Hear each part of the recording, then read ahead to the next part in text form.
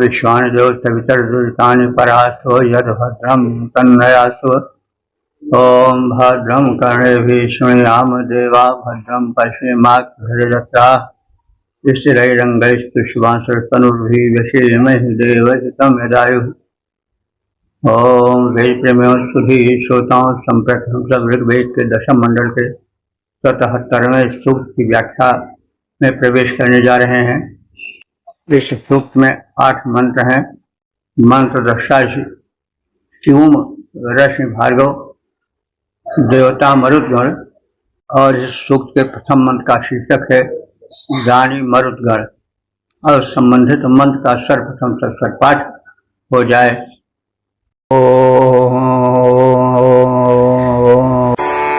अभ्रप्रशान वाचा प्रशामसो हविष्मन्तो न यज्ञाविजानुषाः स्वमारुतन्न ब्रह्माणमर्हसे गणपस्तो शेषान्न शोभसे।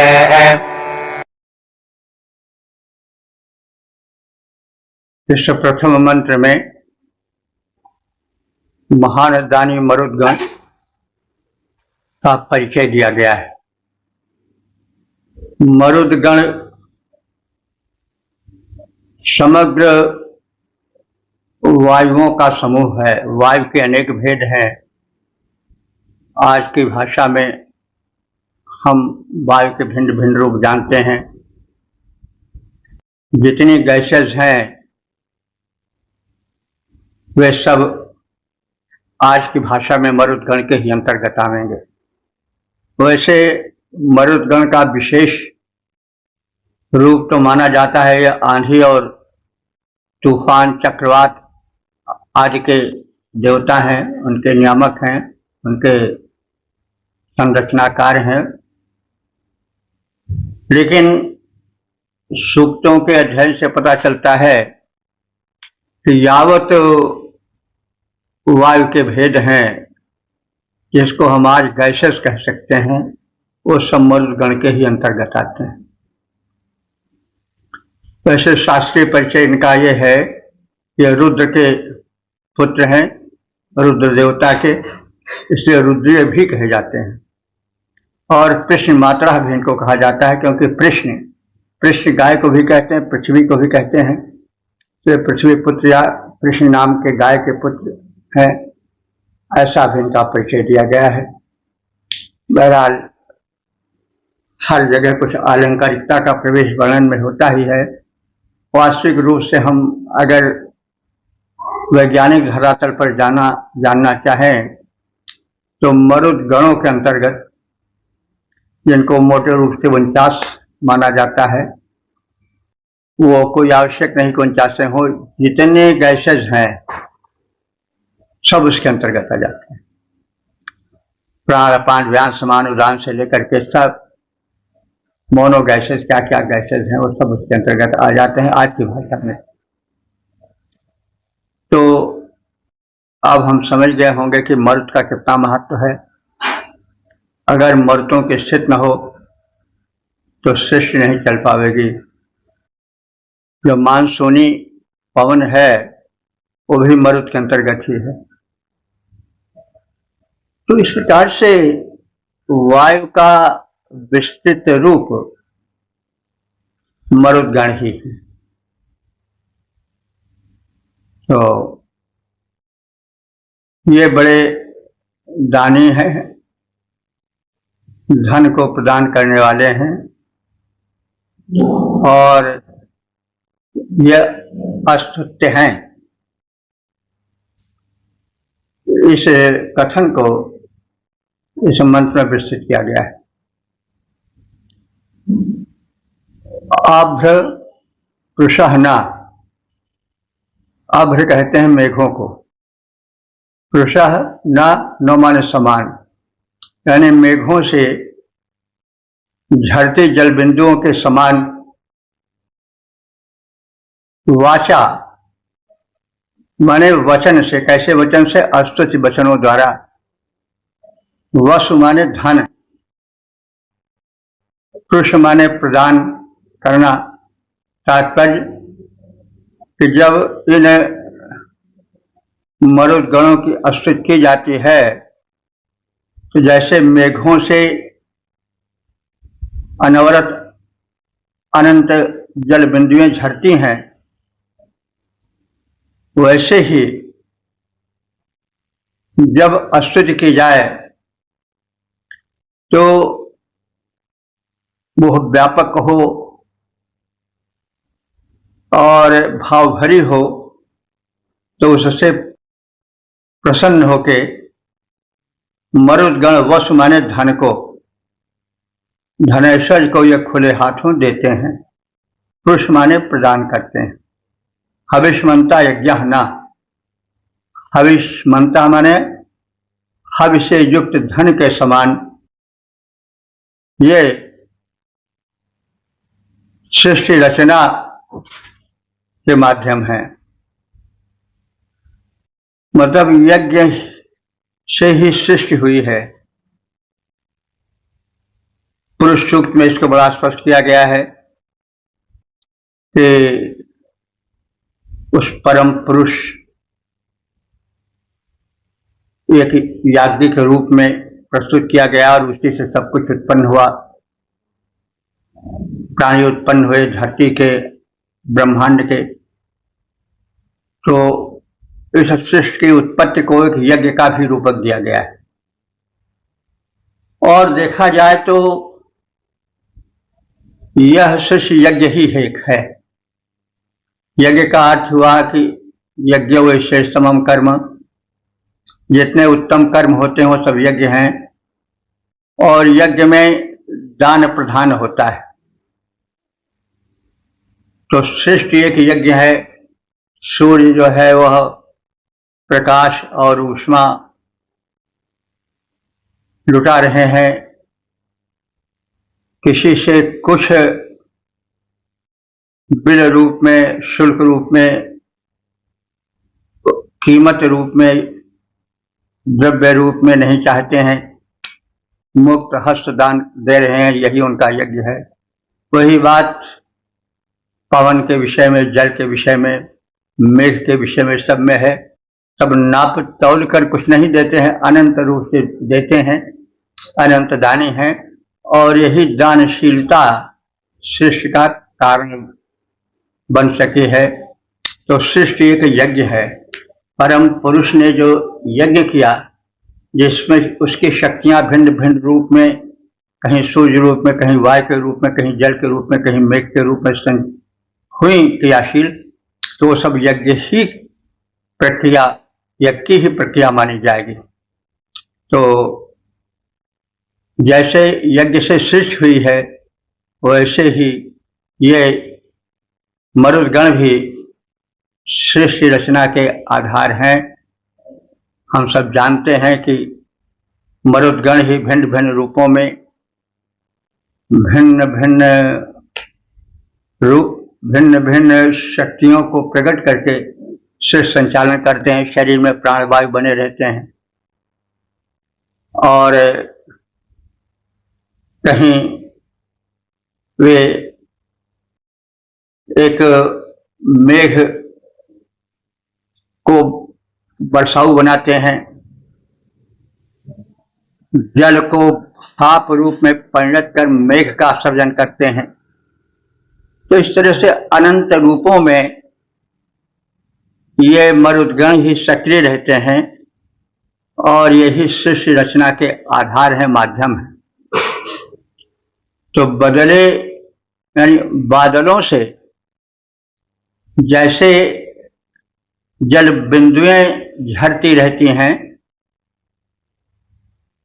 वैसे जब प्रार्थना की जाती है मरुदगणों की, यानी व्यापक रूप से, मुक्त कंठ से, तो उससे प्रसन्न होकर के मरुदगण धन धान्य प्रदान करते हैं। अब धन के विषय में कई बार कहा जा चुका है, जो कुछ धन, जो धन्य कर दे वही धन है। स्वास्थ्य धन, विद्या धन, बुद्धि धन, जीवन धन, जो कुछ उपलब्धि है वो सब धन ही है। तो मरुदगण जब उपासना से प्रसन्न होते हैं तो वे अखंड धन अनंत धन प्रदान करते हैं। हविष्यान युक्त यज्ञ के सदृश शिव सृष्टि रचना के माध्यम है। जैसे कहा गया है कि सृष्टि रचना एक यज्ञ है जिसे सबसे पहले उस परम पुरुष ने किया, और यज्ञ के स्वरूप ही यह सृष्टि उत्पन्न हुई है।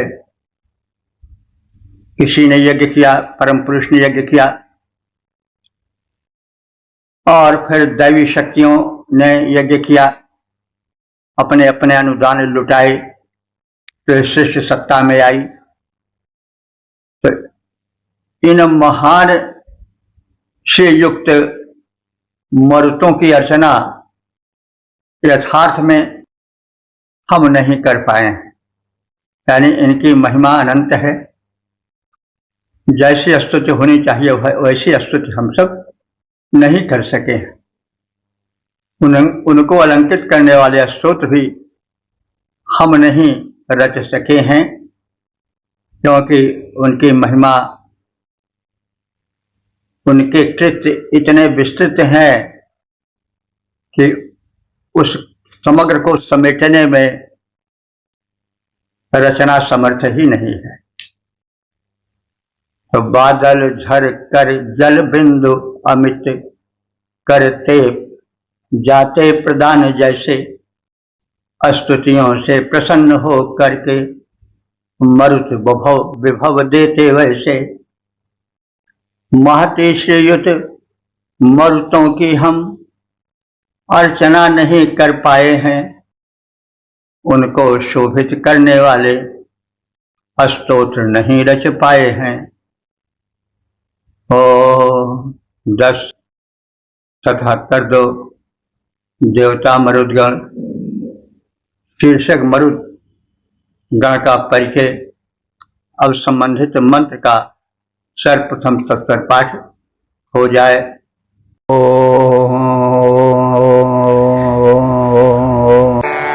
सृजय मर्यासो अन्येन्द्रगृण्वत सुमारुतन्नपूर्वेरतिक्षपाः दिवस्पुत्रास एतानजेतिर आदित्यासस्ते अक्रानवावृधः। इस दूसरे मंत्र में मरुद गणों के अनुदान का, किंतु वह अनुदान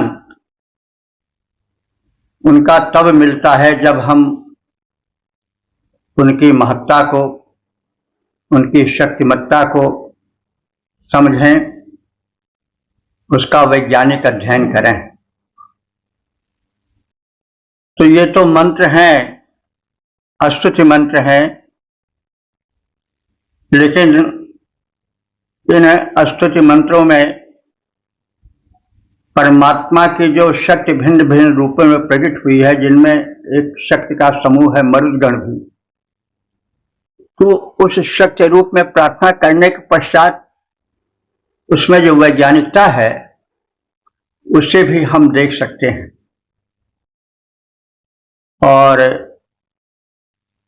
यह आवश्यक है कि जब वैज्ञानिकता में नम्रता स्तुति आ जाती है तभी वैज्ञानिकता कल्याणकार हो पाती है।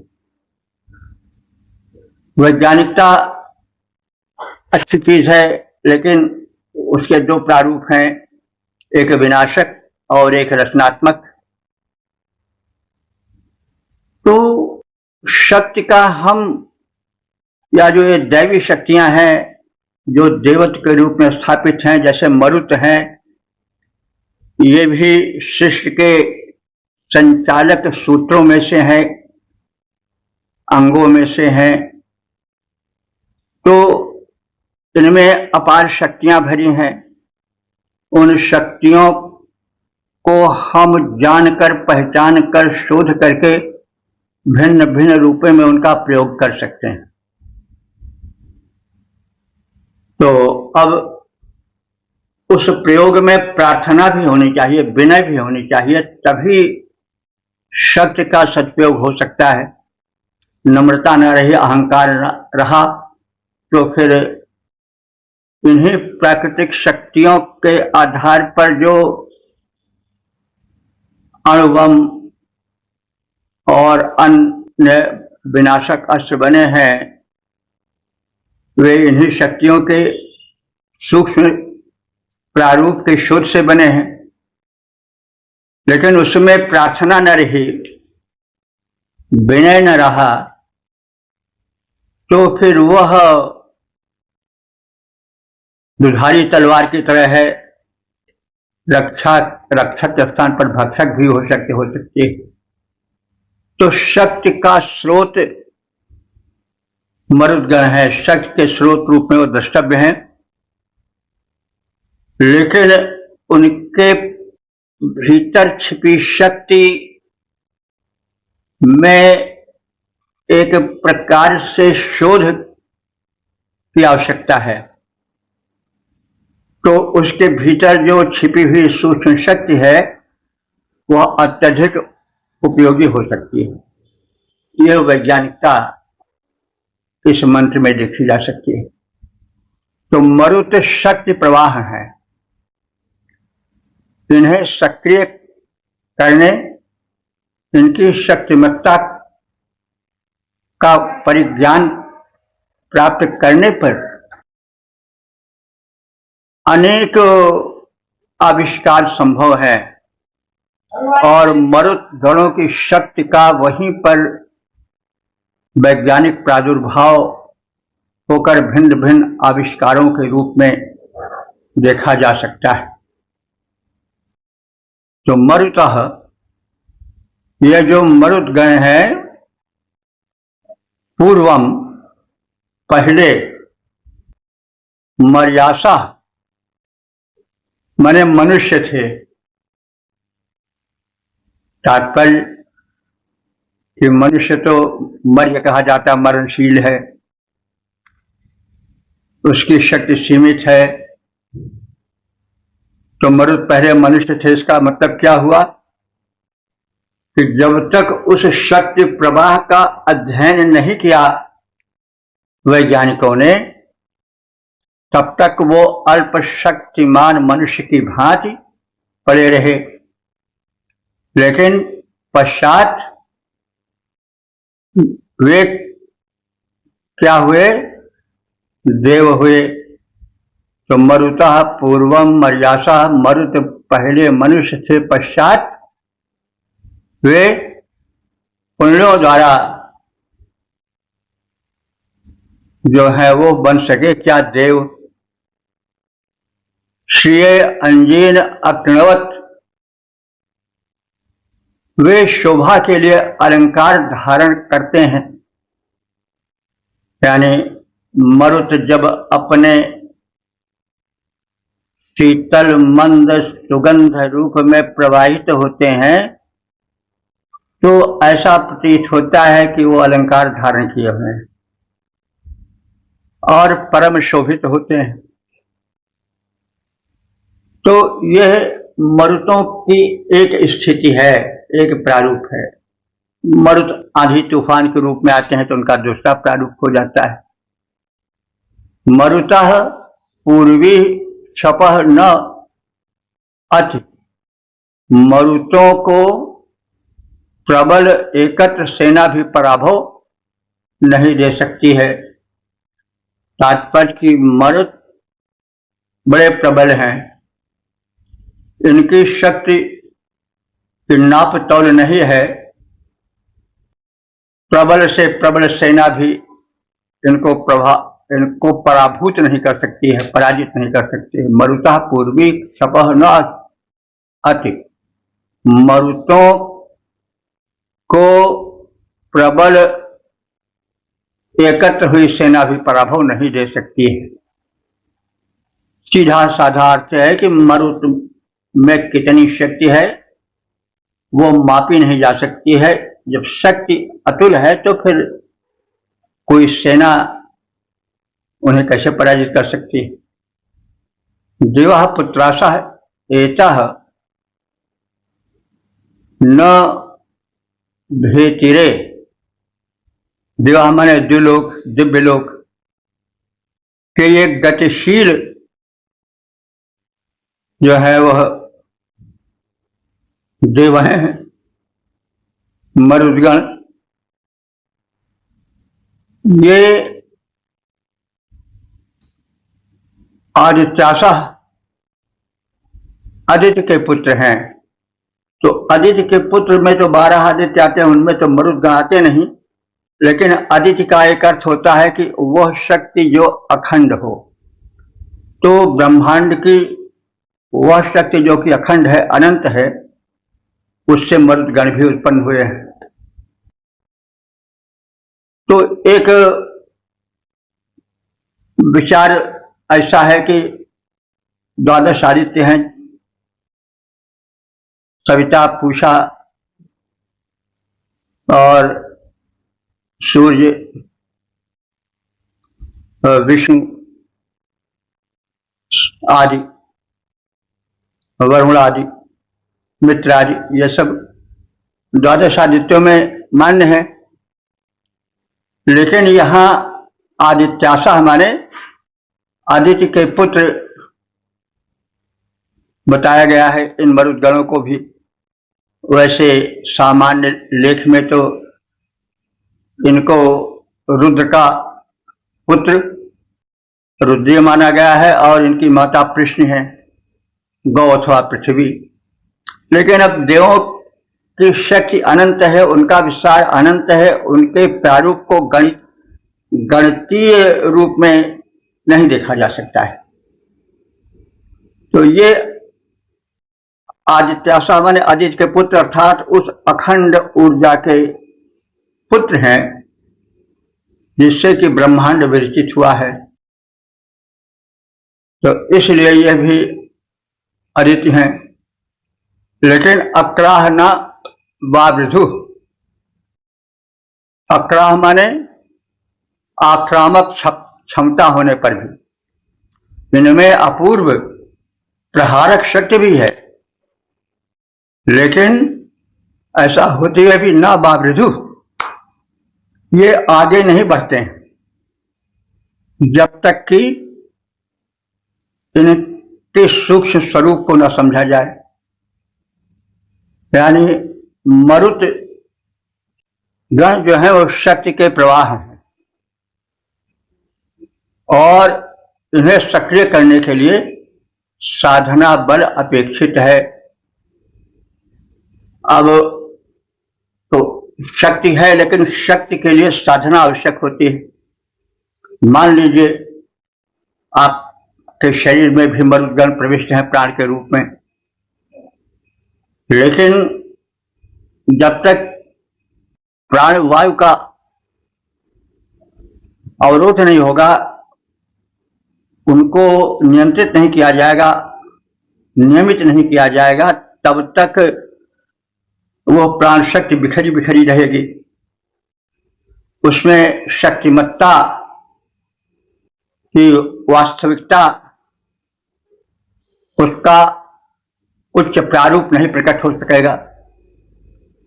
हम सब जानते हैं, अभी 100 साल की बात है कि प्राणवायु को सिद्ध करके एक राम मूर्ति नाम के सैंडो हुए हैं, जो कि चलती हुई कार को रोक लेते थे और फिर वो बढ़ नहीं पाती थी, उनके प्राणवायु सिद्ध थी। मोटी मोटी जंजीरों को तोड़ देते थे, जैसे कोई सामान्य वस्तु को तोड़ दे, कमल दंड को तोड़ दे। हाथी को अपने सीने पर चढ़ा लेते थे, कुछ नहीं होता था। तो यह क्या है? यह है उन मरुद देवता जो कि प्राण वायु के रूप में शरीर में है। तो प्राण वायु के भी कई भेद हैं, प्राण, अपान, समान, व्यान, उदान और 5 उपप्राण भी हैं। तो जो प्राण वायु है जब सिद्ध हो जाती है तो शक्तिमत्ता का एक अपूर्व प्रवाह हो जाता है। इसी प्रकार से मतलब चंचलता जो है वो वायु लाती है। तो मन की चंचलता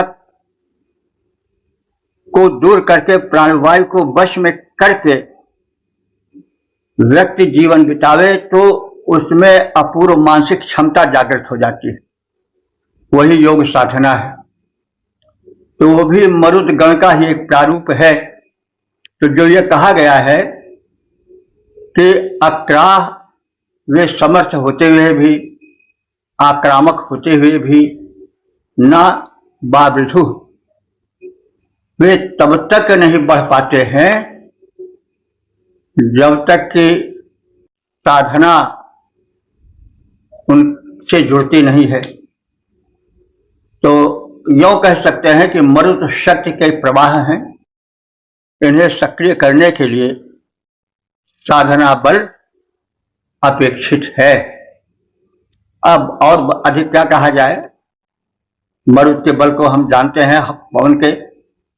अगर टायर में हवा भर दिया जाए ट्रक के तो 10 हाथी बैठा लो ट्रक पर तो भी कुछ फर्क नहीं पड़ेगा। कहने मतलब सामान्य बात है, समझ में आ गई होगी कि मरुत हैं, लेकिन वे शक्ति संपन्न होते हुए भी आक्रामक, माने एक विशिष्ट शक्ति प्रदर्शन में सक्षम होते हुए भी जब तक उनको प्रवृद्ध न किया जाए, बढ़ाया न जाए, तब तक वे नहीं बढ़ते हैं। तात्पर्य कि जो मरुत हैं वो शक्ति के प्रवाह हैं। इनके सक्रिय करने के लिए साधना बल अपेक्षित है। मरुदगण पहले मनुष्य थे, मतलब जब तक उनके विशिष्ट शक्तियों का अध्ययन नहीं हुआ तब तक वे सामान्य शक्ति युक्त समझे जाते थे। लेकिन जब ज्यों ज्यों उनकी गहराई में उतरा गया पवन में कितनी शक्ति है, त्यों त्यों वे देवत्व की ओर बढ़ते गए और वे पुण्य के प्रभाव से देवता बन गए। जब दिव्यता आ जाती है तो देवता बन ही जाता है। इन्हें एकत्र प्रभुत सैन्य बल भी परास्त नहीं कर सकते हैं। अतुल बल है इनमें। ये देवलोक के गतिशील पुत्र आगे नहीं बढ़ते हैं।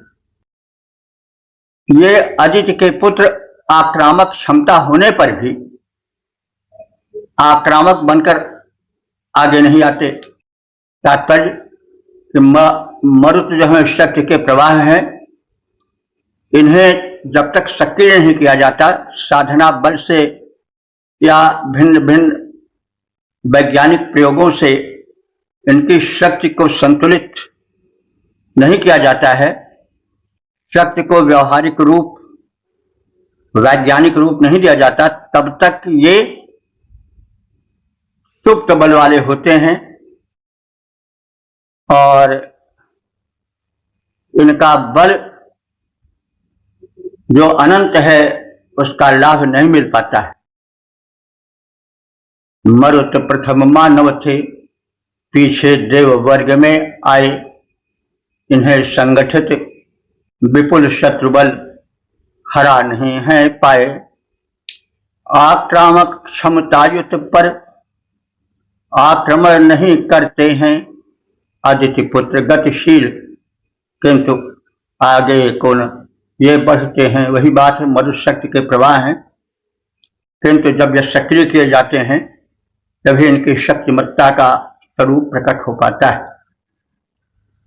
अन्यथा तमाम हवा बिखरी हुई है, लेकिन जब तक उसको एकत्र करके किसी बुद्धि बल से किसी प्रयोग रूप में नहीं किया जाता तब तक वो अनंत रूप में बिखरा हुआ वायुमंडल शक्ति संपन्न नहीं हो पाता। लेकिन वही किसी विशेष प्रयोग से पंप द्वारा भर के टायर में अगर डाल दिया जाता है तो उसकी शक्ति बहुत हो जाती है। तो यह प्रयोग है, यह शक्ति का जागरण है। तो पवन तो इतना है, कहा जाता है कि हर आदमी के ऊपर 9 हाथियों का बल है, इतना जो है वो पवन का भार है। लेकिन फिर भी वही थोड़ा सा अगर 100 ग्राम 200 ग्राम ही वायु कहीं भर दी जाए तो वो बड़ी बलशाली हो जाती है, उसमें ऊर्जा आ जाती है, एक शक्ति आ जाती है विशिष्ट। तो वही है सब। तो इन मंत्रों में प्रार्थना के साथ वैज्ञानिकता का भी प्रवेश है। तो मरुत शक्ति प्रवाह है, किंतु इन्हें सक्रिय करने के लिए आवश्यक है कि इनकी शक्तिमत्ता को, शक्ति तरंगों को पहचाना जाए, और यही पहचानना ही उनकी प्रार्थना है, उनकी सेवा है। ओम 10-77-3 देवता मरुदगण शीर्षक वीर मरुदगण। अब संबंधित मंत्र का सर्वप्रथम सस्वर पाठ हो जाए।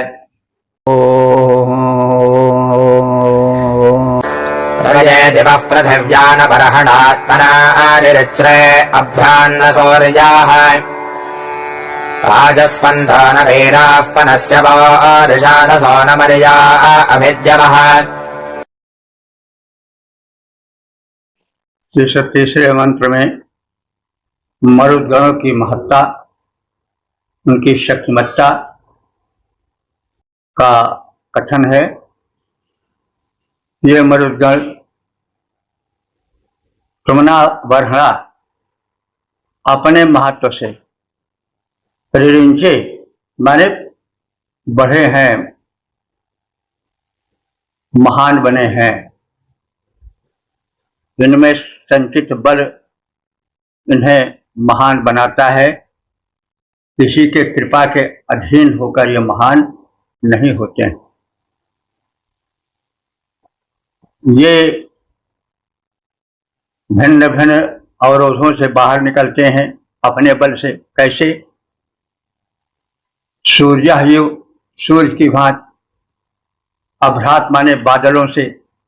जैसे अभ्र से, बादल से सूर्य अपने प्रभा से प्रकाशित होकर निकल आता है, वैसे ये भी अवरोधों को नष्ट करके स्वतः मुक्त होने में समर्थ हैं। और ये वीराः पनस्यवः, ये स्तुतियों से प्रसन्न होते हैं। बलवान वीरों के समान ये स्तुति प्रिय हैं। जैसे कोई योद्धा हो, किसी क्षेत्र में भी बढ़ा चढ़ा हो, तो वह यह चाहेगा कि उसके पराक्रम अथवा उसके कृत्यों की प्रशंसा हो, तो उस प्रशंसा से उसे और बल मिलेगा, वो अपने क्षेत्र में और आगे बढ़ेगा। उसी प्रकार से ये मरुदगण भी हैं, इनमें अनंत शक्ति है। लेकिन जब इनकी भक्ति की जाती है तो इनकी शक्तियां अधिक से अधिक दिखाई पड़ने लग जाती हैं, प्रकट होने लग जाती हैं। ऋषादशा मर्माः न, ये शत्रुघातक मनुष्यों के समान अभिद्यवः माने दीप्त होकर उग्र हो जाते हैं। जैसे वे वीर जो कि प्रबल शत्रुओं का दमन करते हैं और उग्र बन जाते हैं, वैसे समयानुसार ये मरुदगण भी अपने प्रबल पराक्रम का प्रदर्शन करते हैं। स्वर्ग और पृथ्वी पर ये मरुदगण स्वयं बढ़े हैं। इनकी शक्तिमत्ता इनको बढ़ाती है, किसी के बैसाखी के सहारे ये नहीं बढ़े हैं। जैसे सूर्य बाहर बादलों से निकल आता है अपने ऊर्जा, अपने बल के कारण, वैसे ये भी अनेक अवरोधों को पार करके अपनी शक्तिमत्ता प्रदर्शित करके प्रकट हो जाते हैं। ये वीरों की भांति अस्तित्व की अभिलाषा करते हैं, यानी जैसे कोई उच्च कर्मा हो, वीर हो, तो यह चाहेगा कि उसकी वीरता का प्रतिदान मिले, इसीलिए तो तरह तरह के पुरस्कार दिए जाते हैं, वीरों को तख्मे दिए जाते हैं। इसी तरह से अन्य क्षेत्रों में भी पुरस्कृत माने आगे बढ़ाने के लिए जो है वो डिग्रियां दी जाती हैं, पुरस्कार दिए जाते हैं। तो जो किसी क्षेत्र में बढ़े चढ़े हैं, वीर हैं, तो वे चाहते हैं कि उनके कृत्यों का मूल्यांकन हो और उन्हें पुरस्कृत किया जाए, आगे बढ़ाया जाए, उनका यशोगान किया जाए, तो वे और आगे उससे प्रभावित होकर के बढ़ते हैं, उत्साहित होते हैं। वैसे मरुदगण भी जो हैं प्रार्थना चाहते हैं कि उनकी शक्ति को पहचाना जाए, उनकी प्रार्थना की जाए, उनकी अनुकूलता प्राप्त की जाए। तो दुष्ट शत्रु घातक जैसे दुष्टों पर घात प्रहार करने वाले अपने पराक्रम से प्रदीप्त होते हैं, यशस्वी होते हैं, तेजस्वी बनते हैं, वैसे ही मरुदगण भी हैं।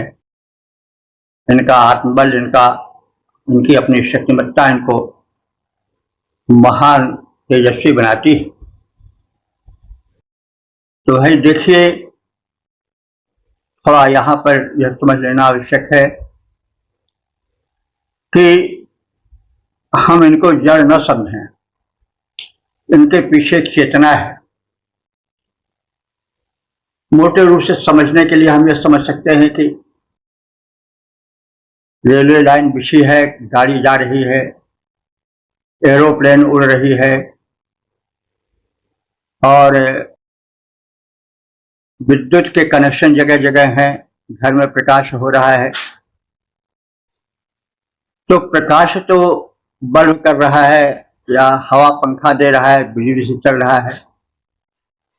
तो हम उसकी तारीफ करें तो इसका मतलब हुआ कि जिसने ये व्यवस्था की है उसकी तारीफ है।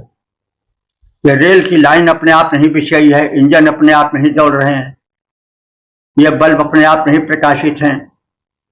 हम जब चाहें जैसा उपयोग करें तो ये ऐसे नहीं हुआ है, इसके पीछे एक शक्तिमत्ता है, एक व्यवस्था है।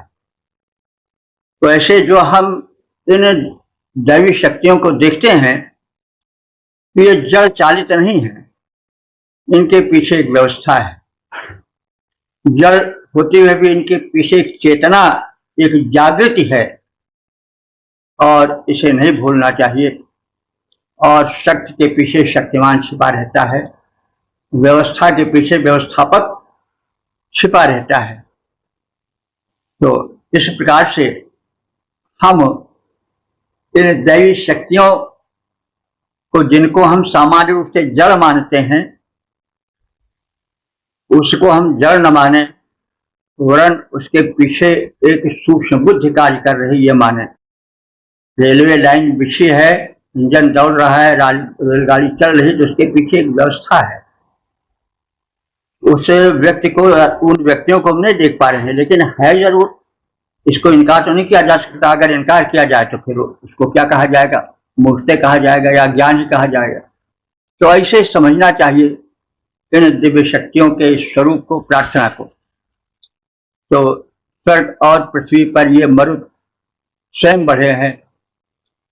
जैसे सूर्य अपनी शक्तिमत्ता, उग्रता, प्रकाशमत्ता से बादल से बाहर निकल आता है, वैसे ही मरुद भी अपने अस्तित्व को अपनी शक्तिमत्ता के माध्यम से प्रकट करते हैं। ये वीरों की भांति अस्तित्व की अभिलाषा करते हैं कि उनके कृत्यों का आकलन किया जाए। इससे आकलनकर्ता का भी हित है और उनका भी हित है, क्योंकि मनुष्य अगर उसकी शक्तिमत्ता को न समझता तो कैसे आविष्कार आगे बढ़ते। दुष्ट शत्रु जो घातक मरुदगण हैं, वे अपने पराक्रम से ही प्रदीप्त हैं किसी के माध्यम से उनमें यह दीप्ति, यह शक्तिमत्ता नहीं आई है। वे स्वयं सक्रिय हैं, स्वयं शक्तिमान हैं। स्वर्ग धरा पर मरुत स्वयं ही वर्धमान है। घन से बाहर निकले ज्योतित रवि समान है। वीरों के समान प्रिय इनको यशोगान है। शत्रु विनाशक वीर सदृश ये दीप्तिमान है। ओम 10:77 देवता मरुदगण शीर्षक यज्ञ में आमंत्रण। अब संबंधित मन का सर्वप्रथम सत्सर पाठ हो जाए।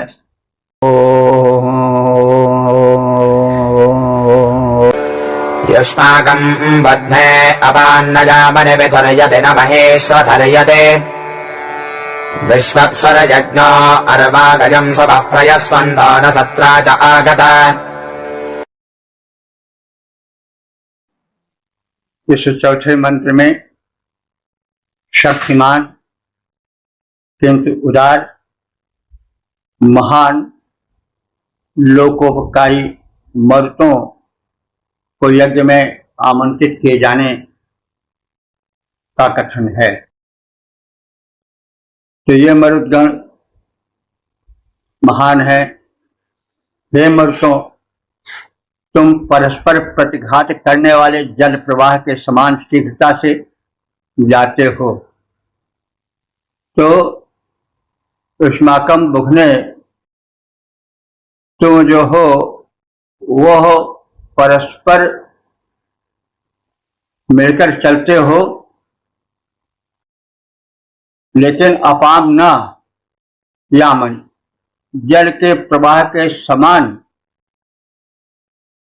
तीव्रता से चलते हो, लेकिन जल का प्रवाह भूमि को काट देता है, लेकिन तुम ऐसा कुछ नहीं करते हो। तो हे मरुतों, तुम परस्पर प्रतिघात करने वाले जल प्रवाह के समान शीघ्रता से जाते हो। तो जल प्रवाह तो परस्पर एक दूसरे को धक्का देता हुआ गति को प्राप्त करता है, लेकिन धरती को वो क्षत विक्षत भी कर देता है अपने प्रवाह के वेग में। लेकिन हे मरुतों, तुम परस्पर प्रतिघात करने वाले जल प्रवाह के समान चलते अवश्य हो, लेकिन उस समय पृथ्वी तुमसे व्यथित नहीं होती है, तुमसे खुदती या क्षीण नहीं होती है, जबकि जल से, उसके प्रवाह से धरती कट जाती है, क्षीण हो जाती है। तो यह वैशिष्ट्य है मरुतों में कि अपाम न यामनि, तुम जल प्रवाह के समान तीव्रता से चलते हो, लेकिन मही न विधुर्यति, न क्षठयति, लेकिन पृथ्वी को न व्यथित करते हो न विशीर्ण करते हो, उसको क्षत विक्षत करते हो। अयम विश्वप्स यज्ञ हवा अरवा, यह विश्व रूप यज्ञ का हवि का अन्न तुम्हारे लिए ही प्रस्तुत है। अयम विश्वप्सु यज्ञ, यह यज्ञ कैसे है? विश्वप्सु है माने विश्व रूप है, संसार को रूपायित करने वाली, संसार का हित करने वाली, संसार के बेटा को बढ़ाने वाला जो ये यज्ञ है, उस यज्ञ का हवि यानी हविष्यान्न तुम्हारे लिए प्रस्तुत किया गया है। प्रस्वंतः न, और इसको स्वीकार कर तुम प्रस्वंतः माने दान देने वाले, न माने समान, प्रस्वंतः न माने दानी या दानशील मनुष्य के समान। वाचः आगत, सुखदायक बनकर एकत्र एक होकर के आओ, यानी जैसे अन्न दान देने वाला दानी जनमंडल में सुखकर बनकर आता है, वैसे तुम भी सत्राचाह आगत सुखदायक बनकर हम सबके मध्य में हे मरुद्गणों आओ। तो हे मरुतों, तुम परस्पर घात प्रतिघात करने वाले जल प्रवाह के समान शीघ्रता से चलते अवश्य हो, लेकिन उस समय तुमसे पृथ्वी न व्यथित होती है न क्षीण होती है, बल्कि जल के तीव्र प्रवाह में तो धरती में कटान भी होता चलता है। तो यह तुम्हारा वैशिष्ट है, अतिरिक्त वैशिष्ट है। यह विश्व रूप यज्ञ में जो हविष्यान्न है वो तुम्हारे निमित्त ही प्रस्तुत किया गया है। तो अन्नदाता दानी व्यक्ति के समान हमारे लिए सुखदायक बनकर एक होकर के इस यज्ञ भूमि में आओ। हे मरुतों, प्रतिघाती जल समान तुम द्रुतगामी द्रुतगत से जाते, किंतु भू न व्यथित होती न क्षीण होती। उस समय तुम अपना सुंदर रूप दिखाते। विश्व रूप यज्ञ हविष्य का अन्न समर्पित पाओ। मरुतों, विश्व रूप यज्ञ हविष्य का अन्न समर्पित पाओ। अन्न प्रदायक दाता सम सुखप्रद बन मिलकर सम्मुख आओ। और 10:77:5 देवता मरुद्गण शीर्षक वृष्टि हेतु प्रार्थना और संबंधित मंत्र का सर्वप्रथम सत्वर पाठ हो जाए।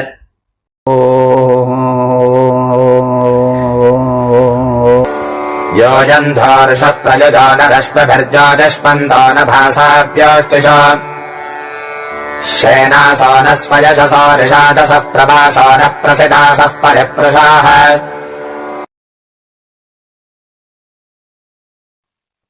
इस 5वें मंत्र में मरुद गणों से प्रार्थना है कि वे प्यासी धरती की प्यास बुझाने हेतु जल वृष्टि करें और उसमें सहायक बने। तो अब यहाँ पर मरुदगण के रूप में मानसूनी पवन की ओर स्पष्ट संकेत मिलता है।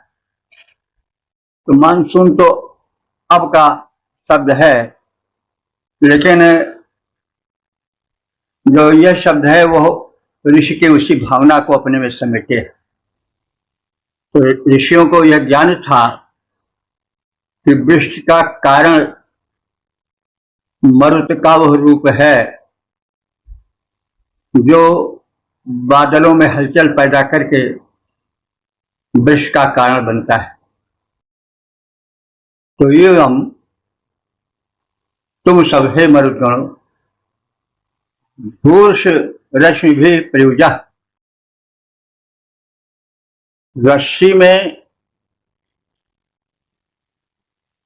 रस्सी के माध्यम से रथ में जोते हुए अश्व के समान सशक्त तीव्रगामी हो। धूर्ष रश्मि, रश्मि कहते हैं रस्सी को, किरण को भी कहा जाता है, रस्सी को भी कहा जाता है। तो धूर्ष रश्मि भी प्रयुजा, रस्सी से रथ में जोते हुए अश्व के समान तीव्र गतिशाली हो, सशक्त हो, समर्थ हो। परिपुरुषः, तुम गमनशील हो, कहीं रोके नहीं जा सकते। वृष्टिषु, तुम उषा काल में, वृष्टिषु माने उषा काल, तुम उषा काल में ज्योतिषमन्तः न, सूर्य आदिकों के तेजधारियों के समान तेजस्वी हो।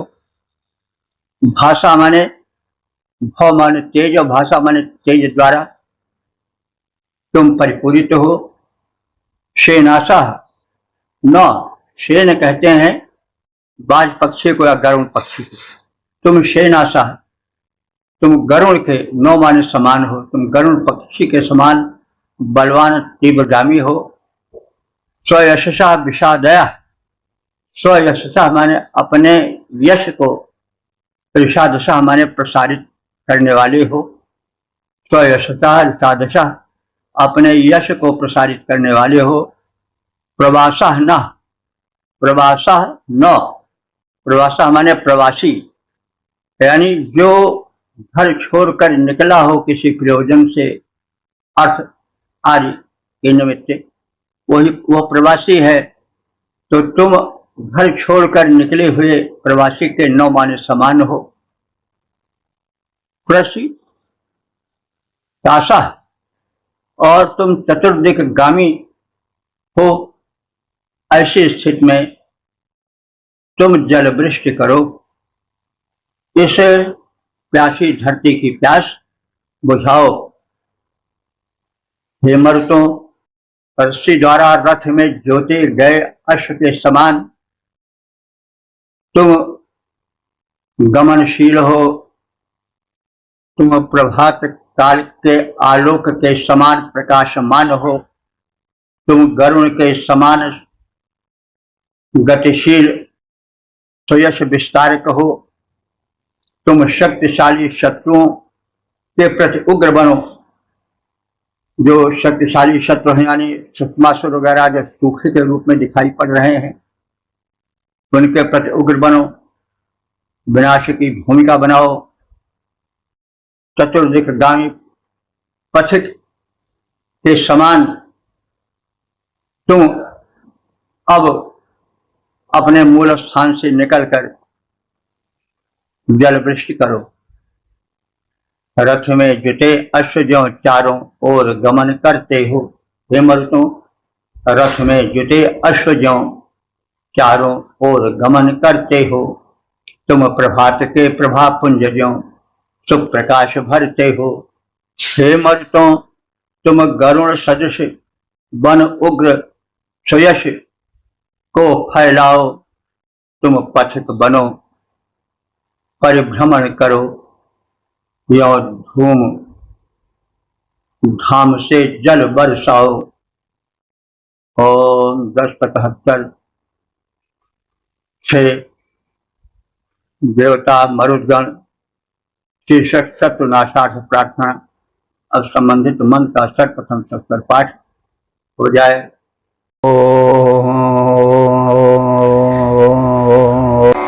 त्रयद्वहध्वे मरुतः परागाद्योऽयम् महः संवरणस्य मस्वाः विधानासो वसवोराध्यस्याराध्यद्वेषः स नुतर्युजात।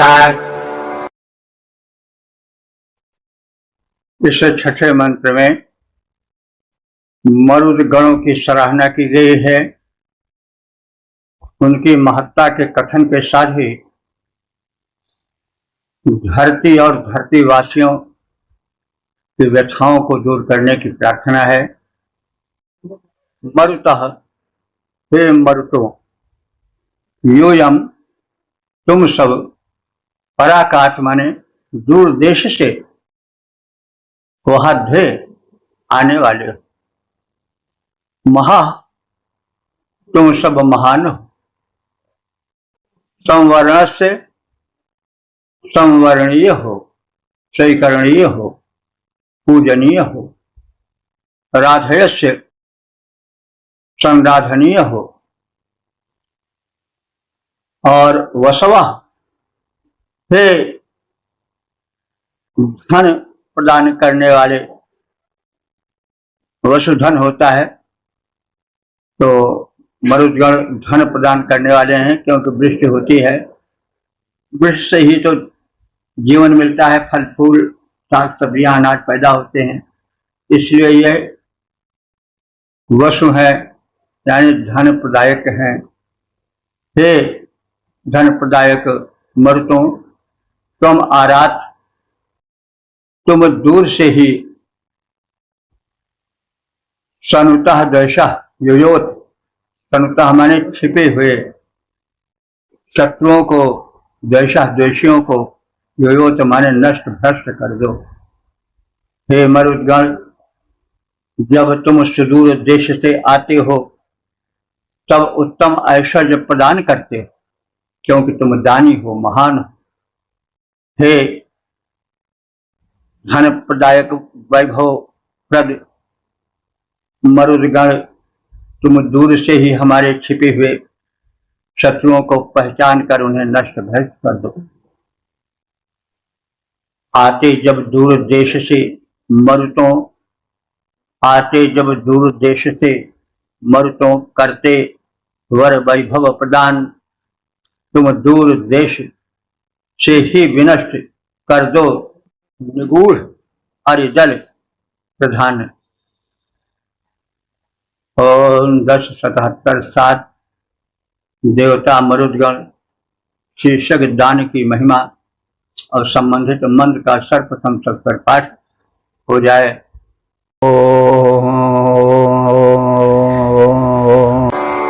य उदचयज्ञे अध्वरेष्ठा भरद्भ्यो नमानुषो ददाशत रेवत्समयो दधते सुवीरं स रेवानामपि गोपीथे अस्तु।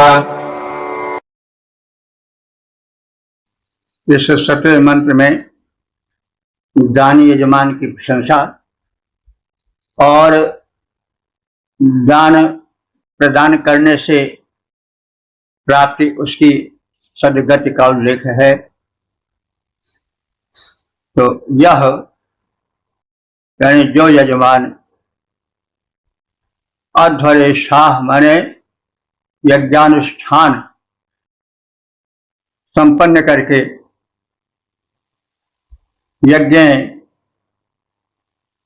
यज्ञ में मर्तों के समान दान देता है और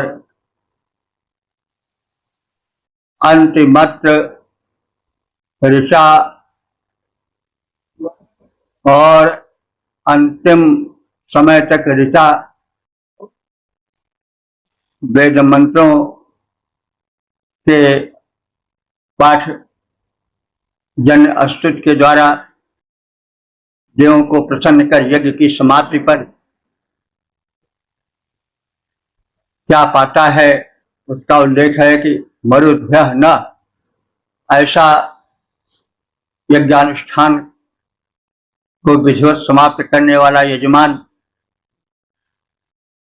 मरुद्भ्य न दानी मर्तों के समान ददाशत माने उदारता पूर्वक दान देने वाला होता है। यानी जो यज्ञ करता है, यज्ञ के समाप्ति पर जैसे मर्त मुक्त हस्तों से दान देते हैं, वैसे जो यजमान मुक्त हस्त से दान देता है, सह माने वह यजमान, रेवत माने धन, और सुवीरम माने श्रेष्ठ वीर संतानों से, पुत्रों से युक्त होता है, संपन्न होता है। वयः माने धन अथवा वय माने आयु भी होता है। तो धन से और आयु से, दीर्घायु से दधते वह समृद्ध होता है, यानी दीर्घायु दधते धारण करता है और दीर्घायु धारण कर और अन्न आदि से संपन्न होकर सुखी जीवन बिताता है। गो पीछे माने सोमपान में देवों के साथ सम्मिलित होने का अवसर पाता है, यानी वह देवत्व प्राप्त हो जाता है, क्योंकि जो देवत्व प्राप्त होता है देवों के बीच में बैठकर सोमपान का अधिकारी हो पाता है। तो जो यजमान यज्ञानुष्ठान संपन्न करके जैसे मरुत मुक्त हस्त से दान देते हैं, वैसे जो ऋतुजों से एवं ऋतुजों को एवं अन्य प्राणियों को, अन्य याचकों को उदारता पूर्वक दान देता है, वह यजमान धन धान्य से संपन्न होता है, वीर संतानें पुत्र पौत्र आदि पाता है, अन्न तथा दीर्घायु प्राप्त करता है एवं देवों के साथ सोमपान करने का सुअवसर पाता है, वह देव बन जाता है। जो यजमान यज्ञ पूरी कर देता, उदारता पूर्वक दान, अन्न आयु धन पाता है, वह पाता श्रेष्ठ वीर संतान। जो यजमान यज्ञ पूरी कर देता, उदारता पूर्वक दान, अन्न आयु धन पाता है, वह पाता श्रेष्ठ वीर संतान। उत्तम सर्वश्रेष्ठ बन जाता, इतना अधिक सुधी यजमान, देवों के समाज में बैठा करता दिव्य सोम रसपान। ओम 10-77-8 देवता मरुद्गण शीर्षक पूजनीय मरुद्गण और संबंधित मंत्र का सर्वप्रथम सत्वर पाठ हो जाए।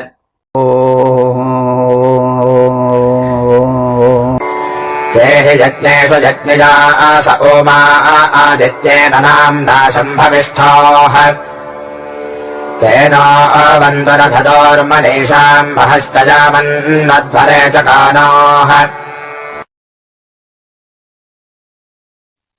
इस 8वें मंत्र में जो इस सूक्त के समापन का मंत्र है, उसमें मरुद्गण की महत्ता है और वे यज्ञ प्रेमी हैं तथा मनोवांछित के प्रदाता है। ऋषि अथवा उपासक उनसे धन धान्य की कामना करता है, उनको हव्य प्रदान करता है। तो यज्ञेषु यज्ञों में यज्ञासा, यज्ञासा माने यजनीय पूजनीय मरुद्गण हैं, उमा रक्षक हैं, यमरुद्गण रक्षक हैं, शंभविष्ठा ये कल्याण करते हैं और कल्याण की कामना करने वाले आराधकों को अवंतु रक्षा प्रदान करें। रथ तू रथ से त्वरित गमन इच्छा वाले ये मरुद्गण अध्वर्य माने यज्ञ में, यामन माने जाने पर, गमन करने पर, महाचकानाह यथेष्ट हव्य की इच्छा करने वाले हैं। यानी ये चाहते हैं कि यज्ञ हो, यज्ञ में विशिष्ट अभिष्टान्न प्रदान किया जाए जिससे देव तृप्त हो, मरुद्गण भी तृप्त हो और सर्वत्र एक सात्विकता वे सौख्य का विस्तार हो, समृद्धि का प्रसार हो। तो मरुद्गण यज्ञार्ह हैं यानी पूजनीय हैं और यज्ञों के संरक्षक हैं। वे सबके लिए मंगल कामना से युक्त होकर आदित्य नाम से संबोधित हैं। तो आदित्य इसलिए कहे जाते हैं कि वे अखंड शक्ति के पुत्र हैं। आदित्य तो 12 हैं जो आदित्य के पुत्र हैं, तो उनमें तो ये नहीं आते हैं, लेकिन जब हम आदित्य का अर्थ अखंड सत्ता से करते हैं, जिससे यावत है इस ब्रह्मांड में वो सब उसी अखंड सत्ता का अनुदान है, उसी का अंश है। तो इस रूप में यह जो मरुद्गण है वो उस अखंड शक्तिमत्ता से उत्पन्न होने के कारण, उस आदित्य से उत्पन्न होने के कारण आदित्य कहे गए। तो यह मरुद्गण सबके लिए मंगल कामना से युक्त रहते हैं और आदित्य नाम से संबोधित होते हैं, क्योंकि अखंड शक्तिमत्ता से उत्पन्न है। ये मरुद्गण हमें संरक्षण दें, यज्ञ स्थल पर द्रुत गतिशील रथ से त्वरित आए ये मरुदगण हमारी स्तुति सुने, हमारी रक्षा करें। ये मरुदगण यज्ञ में यथेष्ट हविष्यान की कामना करते हैं, यानी यज्ञ में यथेष्ट हव्यान्न हो ताकि वे भी तृप्त हों और अन्य दिव्य शक्तियां भी पर्याप्त मात्रा में तृप्त हों और सृष्टि में संतुलन हो, सृष्टि में प्रदूषण आदि न रह जाए। है यज्ञार्थ मरुदगण पूजित, यज्ञों के त्राता कहलाते हैं। यज्ञार्थ मरुदगण पूजित, यज्ञों के त्राता कहलाते, सबके मंगलकारी हैं। आदित्य श्रेष्ठ संबोधन पाते, द्रुतगामी रथ से यज्ञों में गमन इच्छुक जाने जाते हैं। स्तुति रक्षक हों, यथेष्ट हवि की मन में इच्छा लाते हैं। से हमने ऋग्वेद के 10वें मंडल के 77वें सूक्त के 8 मंत्रों का संक्षिप्त ज्ञान प्राप्त किया। अब तक के जो कुल मंत्र व्याख्यायित हो चुके हैं उनकी संख्या हो चुकी है 9616। भगवत कृपा है, वेद भगवान की अनुकंपा है। और यह जो सूक्त है वो मरुदगणों को समर्पित है। बहुत कुछ बताया गया है। ये मरुदगण वैसे तो 49 है 7 गण के अनुसार से, लेकिन ये समग्र जो वायवीय शक्ति है जिसको हम गैसेस कहते हैं वो सब इनके अंतर्गत आते हैं। वैसे तो ये आंधी तूफान चक्रवात आदि से विशेष संबंधित गिने जाते हैं, लेकिन मंत्रों के अर्थ से स्पष्ट होता है कि यावत वायु का प्रसार है और जो उसमें वैशिष्ट और शक्तिमत्ता है वो सब मरुदगण के ही भिन्न भिन्न प्रारूपों के परिणाम स्वरूप है। तो अब हम मरुदों की महत्ता के विषय में इस सूक्त में जान चुके हैं। वे भिन्न भिन्न रूपों में सृष्टि के संरक्षक हैं। यह भी संकेत है कि मरुदों में शक्ति अनंत है, अगणित है, अगम्य है, लेकिन मरुदों की उपासना करो अर्थात अन्वेषण आदि के द्वारा उनकी शक्तियों को पहचानो तो वह अनंत शक्ति स्रोत इन मरुदगणों के माध्यम से विदित होगा। और ये मरुदगण ही वृक्ष के कारण है, यही सृष्टि के कारण है और इनकी महत्ता अनंत है, जिसका कथन सूक्त में स्थान स्थान पर हुआ है, व्याख्या भी संक्षिप्त हुई है। तो हम मरुदगणों की वैज्ञानिकता को पहचाने, जाने, ऋषियों के गंभीर चिंतन को पहचाने। ये जो वैज्ञानिकता मरुदगणों के माध्यम से प्रकट की गई है एक काव्यात्मक है, काव्य की शैली में है। तो इसलिए काव्य के कलेवर में झांकते हुए अर्थों की ओर हम ध्यान दें और उसके वैज्ञानिकता को भी प्रकट करें। मरुद साधना में चाहे वो प्राणवायु की साधना हो, चाहे वो भिन्न भिन्न रूपों में वायु में व्याप्त शक्ति का उपयोग हो, वो सब मानव कल्याण के लिए उपयोगी है। चिंतन क्षेत्र में, अन्वेषण क्षेत्र में द्रुत गमनशील मानव को आकर्षित होकर मरुदगण की शक्ति को पहचान कर विश्व कल्याण में कटिबद्ध हो जाना चाहिए। ओम सर्वे भवन्तु सुखिनः, सर्वे सन्तु निरामयाः, सर्वे भद्राणि पश्यन्तु, मा कश्चित् दुःखभाग् भवेत्।